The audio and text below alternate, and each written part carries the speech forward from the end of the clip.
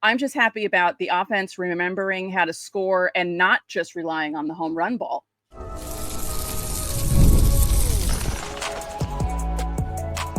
You are Locked On Yankees, your daily New York Yankees podcast. Part of the Locked On Podcast Network, your team every day. Welcome to Locked On Yankees, which is part of the Locked On Podcast Network, your team every day. Thank you for making us your first listen every day. I'm Stacey Gotsulias. Today's episode is brought to you by FanDuel. Right now, new customers can get $200 in bonus bets when your first $5 bet wins. With me, as usual, my co-host, Brian McKeon. Brian. Finally, a win. Feels weird, right? Yeah, not used to it. No. Before we get started, don't forget, subscribe to the podcast on whichever podcasting platform you prefer. Subscribe to our channel on YouTube, like our videos, hit the bell so you're notified whenever our videos go live. And if you're on TikTok, we're at LockedOn_Yankees. We got some TikToks up there that have gotten some views and we've gotten some followers. So thank you for that. We appreciate it. Coming up on today's show, we'll preview the pitching matchups against Baltimore because the Yankees are playing Baltimore this weekend. It's Fan Mail Friday. We're going to answer your questions about the Yankees. But first, the Yankees remembered how to score and, more importantly, remembered how to win a game. Yeah, you see the 3 runs tallied under Carlos Rodón, and you think, it wasn't a great start for him. It actually was. There were no traffic on the base path throughout the entire game. He was dominant. His slider looked great. The fastball was a little flat throughout most of it, but he used it effectively, located really well. It was 3 solo shots, which has been a bugaboo for his really since he signed with the Yankees. But Stacey, 3 solo shots don't define an awful start for him. If there were runners on base and he was walking the field and there were guys that were creating traffic, those 3 solo shots could have been 3 3-run homers, and then it's a problem. Then it's 9 earned. But instead, 3 solo home runs. You kept guys off the base paths. You pitched really well. I loved what you saw out of Rodón, and it was the perfect guy to have on the mound with the last week that they had, just to kind of put an end to it. This is what I thought was going to happen when I saw what the weather was going to be like with the way Rodón pitches. I thought, could be a home run day. And as you said, they were all solo shots. So no harm, no foul. One was my Trout, which, he's one of the best players playing baseball right now, and he's healthy, and it happens. I'm just happy about the offense remembering how to score and not just relying on the home run ball. Completely agree. Base running is still a little bit of a concern. It shows a lack of focus. But other than that, I also hidden in this whole thing and not including in the run scoring is Aaron Judge's double late in the game. Him waking up and getting going. He had the walk earlier on, but there was the strikeout. He didn't play terrific today, but getting the double late in that game into the left field gap, it helps see things turn around a little bit, especially that he's pulling a ball like that. So it is a good sign. Just one more note on the solo shot thing too. A guy who has a problem with solo home runs too often is Garrett Cole. Mm-hmm. And you see this a lot with ace pitchers, Stacey. Well, yeah, they're throwing fastballs that aren't quite moving the way they're supposed to, and they're going right down the middle. Someone's going to... Especially when their fastballs are flat. But aces have a way, and we've said this all the time at Garrett Cole, when he doesn't have his stuff, it's 6 innings, 3 runs, 8 Ks. It's a battling effort, but he keeps you alive in the game. That's what an ace does. 2 years ago, even last year, this game for Rodón is 6 innings, 5 runs, 4 Ks, not good. In this game, it's 3 runs. It's a lot more effective. It's a lot more of an ace quality start. You look at the 3 runs and you get a little bothered by what Rodón did. I love this start for Carlos Rodón. It just shows that this is a bad start this year for Carlos Rodón, and it's this amount of length with 3 runs. That's an ace. Yeah, six innings, 3 runs, quality start, 7 Ks. So his, he was striking people out. Again, hot, humid day, rain delays. It just, it could have gone either way for the Yankees because I don't know if you realize this, but sometimes the Yankees get bitten in the rear end when it comes to rain delays. I've been at a few games where they've been on the short end of the stick, so I was glad that it didn't happen this time. And quickly, Devin Williams.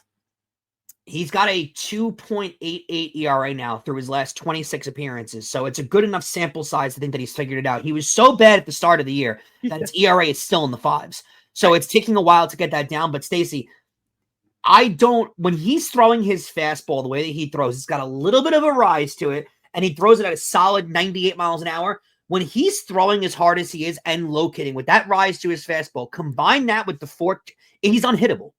He's unhittable. You combine it with the fork changeup and that slightly rising fastball, he's an unhittable pitcher. That was one of the strikeouts. I don't know if it was the first one of the inning, but was on that rising fastball. It just kept going up. Yeah. Oh, and the last out of the game. Yeah. It was the rising strikeout that it kept going up, but it still caught the zone. And it struck him out looking. And the batter before that had to deal with the fork changeup that was just dipped completely out of the zone.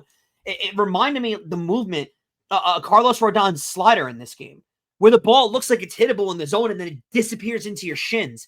You have movement like that, especially from a closer. I mean, I don't know how anyone makes it. Again, Devin Williams is one of those guys when his fastball is not rising. It's like you said, high velocity in the zone. It's going to be pretty easy to hit that ball for a major leaguer. But when it's got that rise to it and the velocity, combine that with the changeup, he's almost impossible to hit, honestly. So just in time for the Orioles series to begin, the Yankees remember how to win. So thank goodness. We'll talk about the Orioles series in segment 3, but we have to start Fan Mail Friday. Now, if you're new to the show, we do Fan Mail Friday every week. We have our listeners/viewers ask us questions and we answer them to the best of our ability. And we have a group called the Locked On Yankees Insiders. They're part of a special club and they get to go first. And every week we go first with Betty. So here we go. With the season a third over, why can't Boone come up with a consistent lineup? Each spot has a specific role and players will perform better if they know their job day after day. I completely agree, Betty. I think you're preaching to the choir. I think we've been saying this really since I started on Locked On Yankees over a year ago at this point.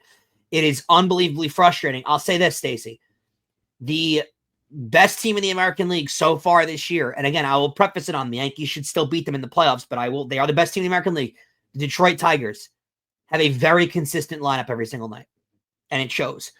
There is something to baseball players being a creature of habit and knowing where and when they're playing and switching it up the way they switch it up. I don't think is very productive. But Betty, I do think at the same time, while you're preaching to the choir and while we'd all love for them to have a consistent lineup every day, I also think complaining about it teeters on old man screams at cloud because they're not going to change. They're going to keep doing this. This is the future of the sport. I hate it as much as you do, trust me, but I do feel like this is the path that we're on in the future, unfortunately. I will say they made the right move with the lineup on Thursday because the guys at the top and then Grisham at the bottom and a few have sprinkled in the middle there were helping out, and it actually worked having Grisham batting ninth.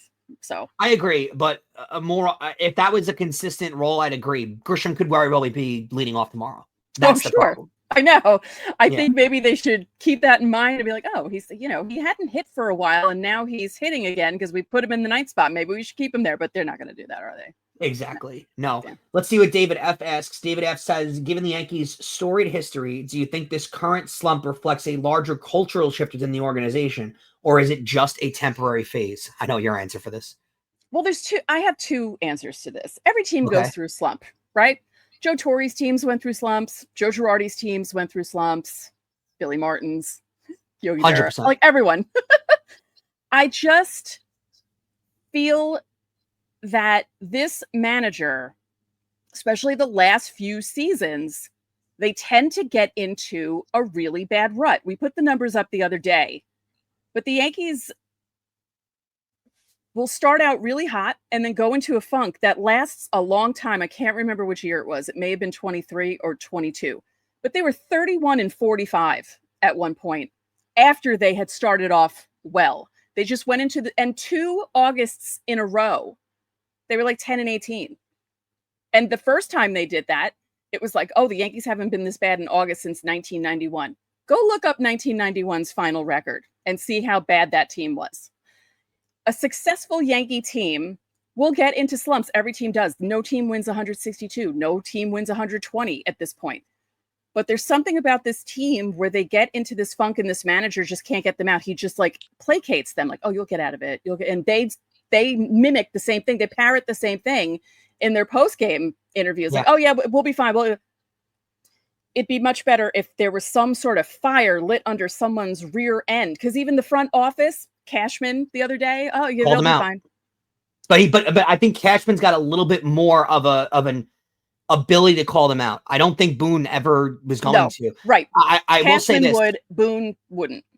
The other slumps from years ago, they at least were scoring runs and losing games. Now, they were losing games at a very high clip, but it was either bad pitching.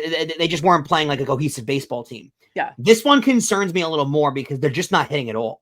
Yeah. Every single player on the team is slumping at the exact same time. Is that the signs of a bad baseball team, or is every single player slumping at the same time? The odds are higher for the second one. It does scare me a little bit, but I don't think it's an organizational shift. I think this is a managerial problem. I honestly do. I think it's a leadership problem, which obviously is not going to change. But Stacey, I would say they're not out of the ruts yet after the victory they had the other on Thursday. They've got to beat up on a bad Baltimore team this weekend. Yeah, I agree with that. It's definitely there's a shift from when Boone started managing. You could see it's a consistent thing now. This happens every year. Yeah. So, sometimes where there's smoke, there's fire. Like if this happens on a daily, if this happens on a yearly thing, it's probably got something to do with the consistent thing that's changed, that hasn't changed every single year. Like, isn't it annoying to you as a Yankee fan to sit there and be like, okay, it's almost time for their swoon? We shouldn't be thinking this way. Well, we shouldn't be thinking this way after 6 losses. Like a six game losing streak is going to happen. That's part of a season. We shouldn't immediately be like, well, here's the swoon. Here it comes. Right. That shouldn't be the way that you treat it. But you know what? This team's earned that. They have. And this team under this manager has earned that. Yep. All right. Don't forget, subscribe to our channel on YouTube. Hit the like button on our videos, hit the notification so you know when our videos go up. And if you'd like to be part of next week's Fan Mail Friday, you can go to our YouTube channel's page, click on posts, and leave your question under the Fan Mail Friday post. You can ask us anything, or you can join the aforementioned Locked On Yankees Insiders Club, where you get top priority and your questions are answered first. The link is in our description. It isn't only for Fan Mail Friday. You get text from us with everything from lineups to roster updates, trades, signings, and you can text us questions and comments. There's a 14-day free trial. Coming up next, more of your Fan Mail Friday questions. Are you looking for a snack that's both delicious and nutritious? You can crack into a good source of protein with Wonderful Pistachios. Wonderful Pistachios is one of the highest protein nuts. Each 1 ounce serving has 6 grams of protein, giving you over 10% of your daily value. Plus, they're packed with fiber and better for you unsaturated fats to help you keep you feeling fuller for longer. There's a variety of great flavors, including jalapeno lime, dill pickle, chili roasted, and smoky barbecue. And you can also get lightly salted or unsalted if your taste buds aren't quite ready for the bold flavors. Now, personally, I'm a no shells variety kind of guy. It's the perfect grab and go snack for the busy days. And whether I'm snacking at my desk, on a road trip, or just need that quick protein boost, they're always my go-to. And if you love cracking open every shell for that satisfying crunch, the in-shell options are also a classic favorite. And whether you're running between meetings or dropping off the kids, Wonderful Pistachios are the snack that works as hard as you do. So get snacking and get cracking with the snack that packs a protein punch. Visit wonderfulpistachios.com to learn more. Not only do we cover your team every day, but now we're giving you instant episodes after every single game. Check out the Locked On Yankees Postcast. It's hosted by Jay Berman right here on the Locked On Yankees podcast feed, as well as streaming on the Locked On Yankees YouTube channel. You can get rapid reaction to all the biggest moments with the Locked On Yankees Postcast. Stacey, there are some speech issues that were behind the curtain there. You're not going to see them on the actual feed of the show, but I had a lot of trouble pronouncing Jay Berman's name there. A name that I can pronounce, Michael C., and he's our first question for segment 2. He says, by the way, guys, I really love the show, as you probably know. Anyhow, I'm a huge Aaron Judge fan, and what do you think he is capable of accomplishing this year? The first Triple Crown Yankee history since Mickey Mantle, or the first one since Miguel Cabrera? And the first one since Miguel Cabrera. Yeah, I thought it was or. Okay, and I would say, Stacey, he's definitely capable of it. I think it's a possibility at this point. Yeah, I think so. I mean, if he picks things up a bit. I will say, I meant to say this in segment 1. I think the good sign was he only struck out once in the game. Yeah, the strikeouts have been a major problem, especially in the month of June. He's got strikeout percentage is out of control. It's the highest it's been since 2016. Yeah. I think it's a major possibility. I think the RBI thing might be a thing that can catch him, because he's got 60 RBIs right now, but people are going to be with him. The home run thing, I think Cal Raleigh will dip with the home runs, and Aaron Judge will continue to pick up. So that one, I think he's safe with. And right now batting average he's safe with. I mean, no one's within like 30, 40 points of him at this point. Right. So he's safe on that. It could happen. I would say that the sport's a little different than when Mantle played. Yeah. So I do think it's a little harder to hit the Triple Crown now than it was when Mantle played. So there is a little bit of that. That's why it was such a big deal when Cabrera did it. Yeah, it's so much harder to do now than it was in the past. But yeah, I mean, I think it's certainly a possibility, right? Mm-hmm. I think so. Next one is from Ruben. Do you think that former Yankee bench coaches are better managers than Boone, Thompson, Espinal, and Mendoza? I loved what I saw out of Thompson with the Phillies, with Castellanos not being afraid to bench the guy. I loved that because that never happens in today's sport. Certainly not with Aaron Boone. Yeah, I would say they're better than Boone right now. I mean, I don't watch these guys in and out like every day the way I watch Boone, so I don't know the ins and outs of how they run their teams, but from seeing how their teams are doing, sure. Well, I mean, look at how Carlos Mendoza is doing. He's been terrific. The Mets are playing well. They're one of the best teams in the American League. Their pitching staff's been really good. So I don't have a problem with that.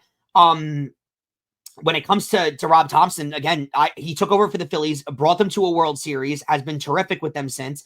So I don't really have a problem with the way, I mean, when you look at the competitiveness and how good they've been, I don't have a problem with it at all.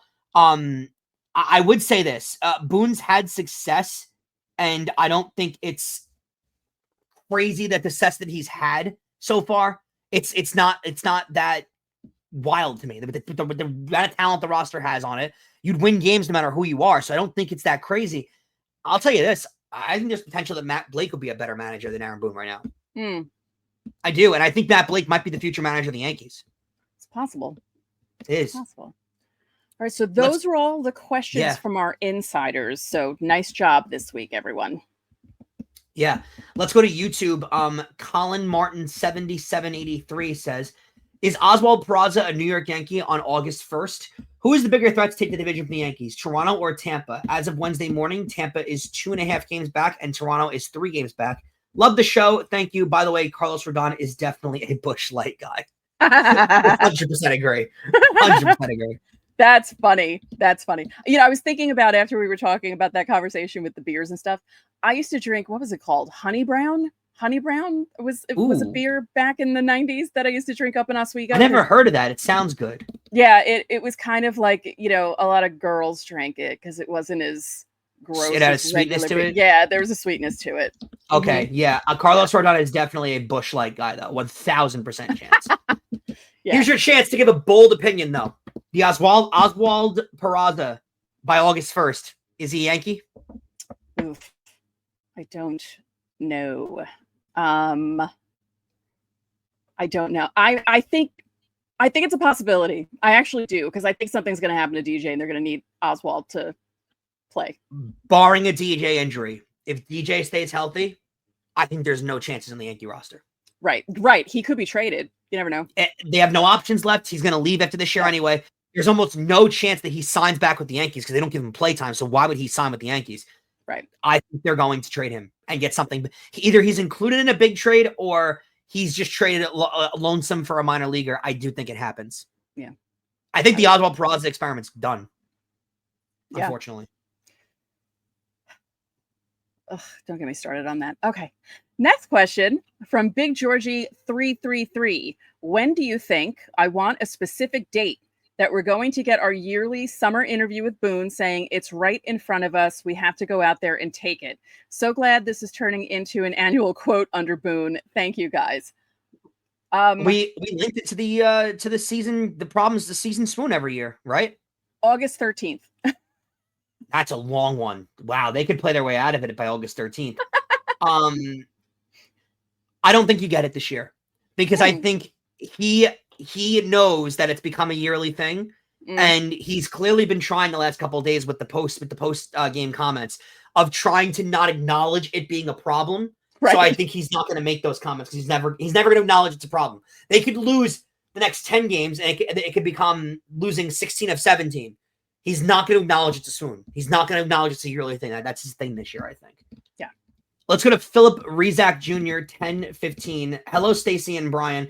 Do either of you notice the lack of plate discipline being executed by this roster? Could this be a ripple effect for not having Soto in the lineup to encourage a more patient approach at the plate? 12 walks in the last 5 games with former MVPs in the lineup. Far-fetched, yet the box score doesn't lie. Thank you again for considering my question, and let's go Yankees. P.S. Steve can have all the regular season left he wants the last time the Yankees played the California Angels of Los Angeles, Anaheim in the playoffs. I seem to remember an outcome he would not like. I personally did everything I could to make Torrey Hunter feel the ghost of the old stadium in the new stadium during Game 1. His error made it all worth it. Right, Steve? Poor Steve catching strays. Yeah. No, it would drive Steve crazy because I would bring up how I was at Game 2 and Game 6 of 2009 in the ALCS. I'm like, look, I had to sit through 2002 and 2005. So. Yep. Deal with it. Yeah. This is interesting for me because it did feel different in that respect with Soto on the team. But then again, last year's team also went through a little bit of a funk. Not like this. This not being able to hit and score thing for 6 games was really bizarre. Like, I haven't seen anything like this. I mean, obviously, because we didn't see anything like this since the Highlanders. None of us saw this because this is very different. Yeah, this is really strange. But I wonder what the effect of having Soto on the team last year did to some of the guys with their. I don't know if much though, because Aaron Judge has great plate discipline and they don't follow after him. Yeah. They don't follow after him necessarily. So I don't know if it has a lot to do with that. I just think, honestly, I think everybody's hitting a rut at the same time. And it's a ripple down effect. Next question is from Mark Carpentieri, and I love this one because I can't wait to talk about it. Have you guys seen the revamped Yankees website? I find it not so user-friendly. The old site was much better. You could see who the pitching matchups were for the next 3 games and also find the standings very quickly. Now you can't see either. Mark, you were preaching to the choir. The day that it changed, I was like, where the heck is everything? Because that's how I got my pitching matchups when we do the rundown. We both look at Yankee because it was right on the front page. Now you have to go to schedule, click on the individual day, and then it gives you every game, in Major League Baseball, not just the Yankees. So I do not like it. I was complaining about it the first day that I noticed the change, and so were other people, and I don't understand why they did it. It's awful. Stop. It's not just you. They made it more difficult for season ticket holders. When I try to log on to my season ticket account to put them on sale, there's no direct link to put them on sale to wherever the secondary market site they're going to use. There's no direct link to it. So they've made it a lot more complicated for season ticket holders too. Finding the actual part to click to go to your tickets, a lot more complicated. So yeah, I agree. Their updates to their website have not been good. Coming up, more Fan Mail Friday questions, and we will do a preview of the pitching matchups between the Yankees and the Orioles. The NBA playoffs are in full swing, and every night delivers highlight-worthy performances, major momentum shifts, and can't-miss moments. And whether it's a game-winning shot or a breakout player, there's never been a better time to get in on the action. FanDuel makes it easy to stay in on the game before tip-off and live. With player props, performance trends, and same-game parlays, fans have more ways than ever to play smart and win big. We're going to get a Game 7 in the NBA Finals. Do you trust Oklahoma City at home to get it done, or does Indiana really have what it takes to give you one of the biggest upsets in NBA history? I'm sure you'll get him in a dog if you love him, but it's going to be a tough one. Are you new to FanDuel? It's the perfect time to sign up. Head over to FanDuel.com and place your first $5 bet. Now, if that bet wins, you'll get $200 in bonus bets. Make every moment more with FanDuel. It's an official sports betting partner of the NBA. All right, Stacey, closing out here for the week. We have to finish up our Fan Mail Friday questions. We lead off with Jeff McLean, 4593. My apologies. Hi, guys. What's your thoughts on what the Yankees can do with situational baseball? This team seems to be so bad in close games where there are opportunities to tie or even take a lead. I feel that these constant managerial blunders are going to come back to haunt us. Little leaguers bunt better than this team. And Brian, please keep up the passion. I love it. No problem. Absolutely. Stacey, you could hit this one because I know you got a good take on it. Oh, my God. This team drives me crazy, especially when they're all slumping at the same time. But there are certain times where I just want to bang my head into a wall seeing what these guys do when they're up in certain positions and they make the same mistakes every time. And it's just, how do you not learn from your previous mistakes. Like a major problem of late is Anthony Volpe. I mean, his fielding's been terrible. The pickle that he got caught in Thursday's game is stuff that just can't happen. I would say this: the bunting, not a fair comparison with little leaguers. You try bunting 100-mile-an-hour fastball. That's not true. as easy as it looks. That's true. And they did, and Jazz did bunt did get a bunt base hit in Thursday's game. So I don't know if that's managerial though. Like you can't. I don't know what Aaron Boone can do to have these guys learn how to base run properly or field properly. Like Volpe has been terrible late in games with the fielding. But Aaron Boone can't do anything about that. Like he's a major league shortstop. He has to field in those scenarios. The only thing is focus. And I think a lot of times Volpe's a Gold Glove shortstop, Stacey. Like he has to be able to field those balls. I think it has more to do with not being focused and engaged in the game. And that directly is managerial. So I'd say that's a problem. But when it comes to Aaron Boone making them better at it, there's nothing he's going to do to make them better at those kind of things. No. Next question is from Jonathan Morales, 1645. Is there no accountability in this clubhouse? All the interviews are, oh yes, a few bad at bats, but is Boone or someone in the clubhouse throwing a clipboard or something to fire up this team? I honestly thought after the Ring quote, Giancarlo was that guy. Yeah, no, you're right. The Ring thing was stupid. I agree with you. You're right, but no one does throw the clipboards. No one does get angry. No one does call them out publicly. None of that happens.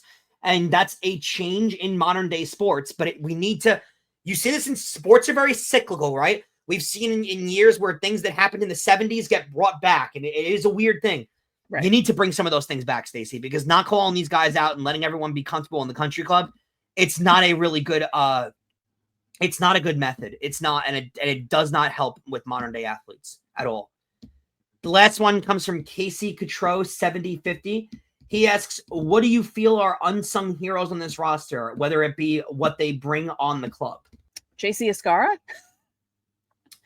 I'd agree with you on that one. I think there's a sense of leadership. I would think Carlos Rodón has a bigger voice in that clubhouse than we think. Yeah. He's a veteran player who's having a really good year, and maybe over the last few years, it took him a while to get comfortable and really feel his role as a starting pitcher. But now that he clearly feels a lot comfortable and is pitching better, Stacey, I think there is something to that. I think Carlos Rodón could be a really unsung hero when it comes to leadership. Yeah, I would agree with that. So we move over to the weekend. The Orioles play the Yankees. It'll be a 7:05 start on Friday night, and the Yankees will face Tomoyoki Sugano. He's the Japanese pitcher they got over this year. He's 5-4 with a 3.38. Compared to the other Orioles starters, he's having a pretty solid year for them, actually, right, Stacey? Yeah. Definitely. He'll go up against Max Fried, who is 9-2 with a 1.89 ERA this year. No bars short. Max Fried's been incredible, and he should probably start for the American League in the All-Star game at this point with how good he's been. This is a series the Yankees got to take care of business, right? The Orioles have been terrible. You can't let that whole divisional opponent thing creep in and be an excuse for how bad they've been. You have to beat up on this team. Yeah, because the Yankees are not doing great against their divisional opponents so far this season. I mean, the Red Sox result really skews it, but I get it. The AL East is usually tough, but the Orioles are not great this year. So there's no excuse for this. You have to take 2 out of 3. Have to. You have to. Saturday's game is a 1:05 start. They'll get Zach Eflin, who's 6-3 with a 4.81. I guess he's getting great run support because to be 6-3 with a near 5 ERA is actually kind of impressive. Not going to lie. He'll get Clark Schmidt, who's coming off of a really good appearance, 2 really good appearances, actually.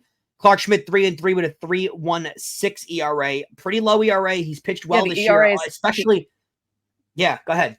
It's dropped down. It's steadily gone down since, a couple of rough starts there. And, that, like you said, the longest start of his career. And just 2 years ago, if you told me Clark Schmidt was going to pitch that far into a game, I would have said, no way. Exactly. And then you go to Sunday. By the way, the Orioles are 31-42 on the year. So almost a reversal of what the Yankees are. So you have to beat up on these teams. Mm-hmm. Sunday's game will be an 11:35 a.m. start on Roku. So if you don't have a Roku, good luck finding it. You'll have to watch the simulated game on YouTube afterwards. Dean Kramer is 6-7 with a 4.80 ERA. He'll get Will Warren, who's 4-4 with a 4.83. The ERA not too impressive, but the strikeout numbers electric for Will Warren. 90. He has 90 strikeouts. That's amazing. The last 3 starts. I mean, he keeps improving every start on his strikeout numbers. Yeah, he had 11 in his last one. It's ridiculous. Yeah. Ridiculous. 29 walks. That's a little bit of a problem. 6 home runs on the year. But in 69 innings pitched, nice. To have 90 strikeouts, that's an unbelievably impressive number. His Ks per 9 is terrific. Big appearance for him. Because, again, the ERA a little high. Has struggled to keep the runs down. But I think they love what they've seen out of Will Warren. I do. Yeah. And I think he's pitching his way onto a roster for a long amount of time. So I love what they've gotten out of Will Warren. It's just about being consistent and keeping the runs down. Yeah. I'm just worried about the offense. I know they broke out a bit on Thursday, but I'm just a little worried about them going up against someone like Kramer and Eflin because they sometimes have trouble with these guys. So even if these guys have the higher ERAs, we'll see. Yeah, it's not going to be easy. And again, I don't want to hear the excuse of the divisional opponent, though. Go in and beat this team. They're not a good baseball team. Speaking of which, the Orioles are currently, as we record this, winning on Thursday night 4-1 against the Rays. The funny thing about it, though, that game got delayed. So they're now ending that game around 11 p.m. So they might get in a little later than anticipated into the Bronx or into, I guess, Manhattan where they'll be staying. Could be a little bit of an advantage to the Yankees. Not a huge one, but a little bit of one. Yeah. Yeah, rain has been wreaking havoc all over the place. It's crazy. I'm waiting for summer to finally hit. Yeah, this is summer's here.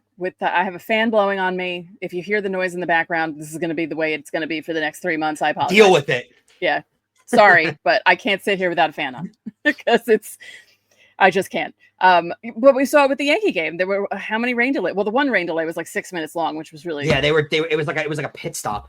Yeah, it's kind of silly. Like, you have the radar. Like, how would you not know that it was only going to last that long? Like, that Weird. Seems very strange to me.